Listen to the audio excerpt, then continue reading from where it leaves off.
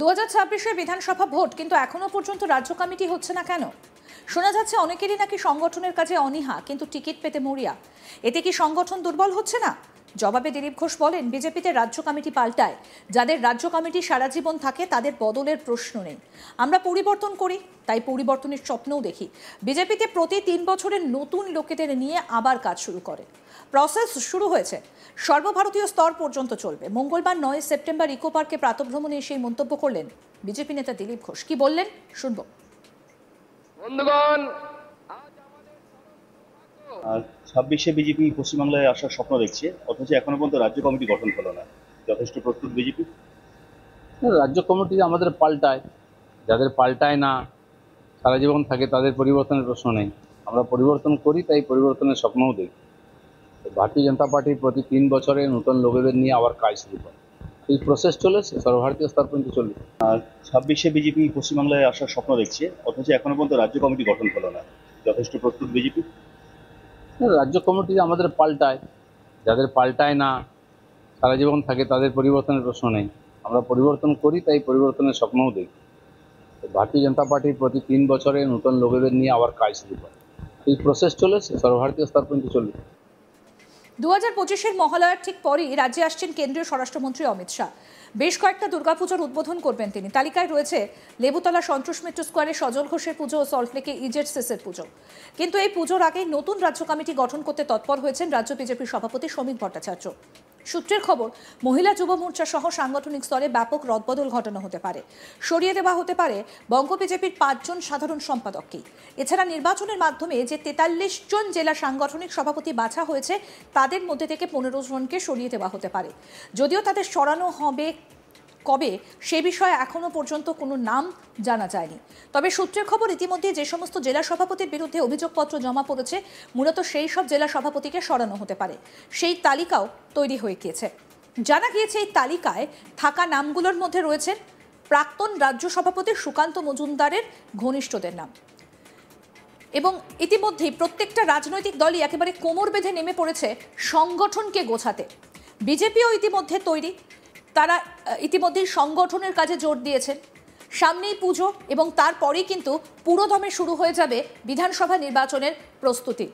ইতিমধ্যেই শ্রমিক ভট্টাচার্য তিনি কিন্তু একাধিক বিষয়ে উত্থাপন করেছেন, রাজ্য সরকারকে আক্রমণ করছেন এবং দল আগামী দিনে কিভাবে চলবে তারও রূপরেখা কিন্তু ঠিক করতে শুরু করে দিয়েছেন বঙ্গ বিজেপির নেতারা। আমাদের প্রতিনিধি সুজয় ঘোষ কি প্রতিবেদন তুলে ধরেছেন শুনবো এবার। মহালয়ের পরের দিনই রাজ্যে আসছেন কেন্দ্রীয় স্বরাষ্ট্রমন্ত্রী অমিত শাহ। যেটা বিজেপি সূত্রে জানা যাচ্ছে, মূলত বাঙালির শ্রেষ্ঠ উৎসব দুর্গাপুজো, সেটাকেই পাখির চোখ করছে বঙ্গ বিজেপি। আমরা দেখেছি যে মুখ্যমন্ত্রী মমতা বন্দ্যোপাধ্যায় এবং অভিষেক বন্দ্যোপাধ্যায় তারা কিন্তু এ রাজ্যে বাংলা এবং বাঙালিদের যে অস্মিতা সেটাকে একেবারে সামনে রেখে আমরা যেটা দেখলাম যে 21শে জুলাইয়ের মঞ্চ থেকেই সেই বার্তা দিয়েছিলেন মুখ্যমন্ত্রী মমতা বন্দ্যোপাধ্যায়। এবং তারপর থেকে আমরা যেটা দেখলাম যে সম্প্রতিকালে তারা একাধিক এই বাংলা এবং বাঙালির অস্মিতা নিয়ে জেলায় জেলায় মুখ্যমন্ত্রী মমতা বন্দ্যোপাধ্যায় যখন প্রশাসনিক বৈঠক করছে সেখানেও এই ইস্যুতে আলাদা করে মিছিল করছে। এবং এটাও আমরা দেখলাম যে সেটা তৃণমূল ছাত্র পরিষদের সভাই হোক বা প্রশাসনিক সভা, সব জায়গাতেই তৃণমূলের পক্ষ থেকে এই বাংলা এবং বাঙালিদের অস্মিতাটাকে তুলে ধরা হচ্ছে। এবং মনে করা হচ্ছে যে তৃণমূল কংগ্রেস 2026-এর বিধানসভা নির্বাচনের আগে এই ইস্যুটিকেই সামনে রেখে তারা 2026-এর বিধানসভা নির্বাচনের বৈতরণী পার হতে চলেছে। আমরা দেখেছি যে তৃণমূল কংগ্রেসের পক্ষ থেকে একেবারে স্পেসিফিক স্পষ্ট অভিযোগ করা হচ্ছে যে বেছে বেছে বিজেপি শাসিত রাজ্যে পরিযায়ী শ্রমিক যারা এ রাজ্য থেকে যারা উত্তরপ্রদেশ, রাজস্থান বা গুজরাটে কাজে যাচ্ছে, তারা বাংলা ভাষায় কথা বললে তাদেরকে বাংলাদেশি বলে আইডেন্টিফাই করে তাদের ওপর অত্যাচার করা হচ্ছে, মারধর করা হচ্ছে। এবং এই ইস্যুটাকে 2026-এর বিধানসভা নির্বাচনের আগে এই ইস্যুতেই একটা পলিটিক্যালি মাইলেজ নিতে চাইছে তৃণমূল কংগ্রেস। ঠিক তখনই তার পাল্টা হিসেবে বাঙালির শ্রেষ্ঠ উৎসব দুর্গাপুজোকে সামনে রেখে এবার বড় জনসংযোগের কর্মসূচি নিতে চলেছে বঙ্গ বিজেপি। আমরা যারা জানতে পারছি যে কেন্দ্রীয় স্বরাষ্ট্রমন্ত্রী অমিত শাহ তিনি মহালয়ের পরের দিন এ রাজ্যে আসবেন এবং দুটি পুজো তিনি উদ্বোধন করবেন।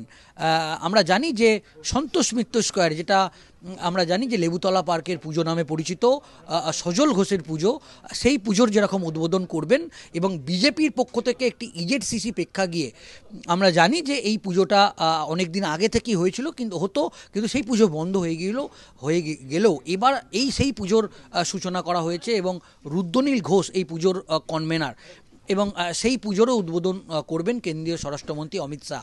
যেটা জানা যাচ্ছে যে একদিকে যেরকম দুর্গা পুজো একেবারে বাঙালির শ্রেষ্ঠ উৎসব, তাই বাংলা এবং বাঙালির ভাবাবেগটাকে কাজে লাগাতে চাইছে বিজেপি।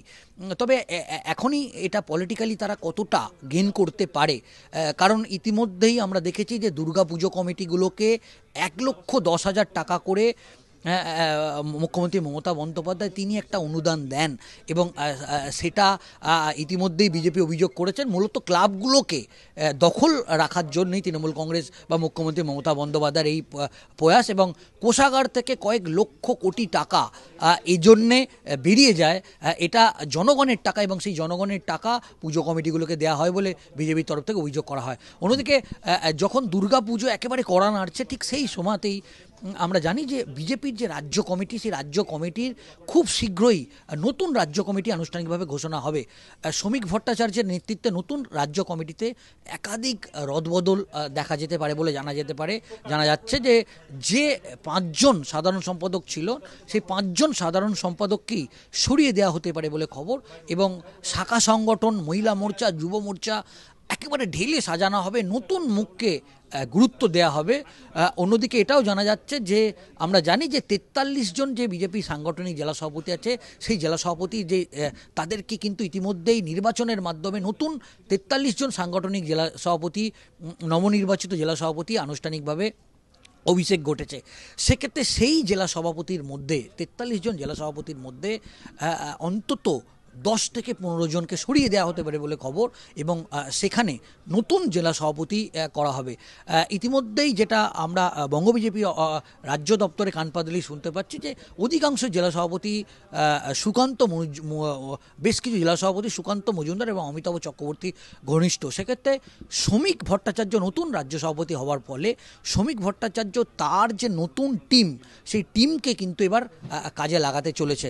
অন্যদিকে আমরা দেখতে পাচ্ছি যে এই মুহূর্তে আমরা এটাও জানতে পারছি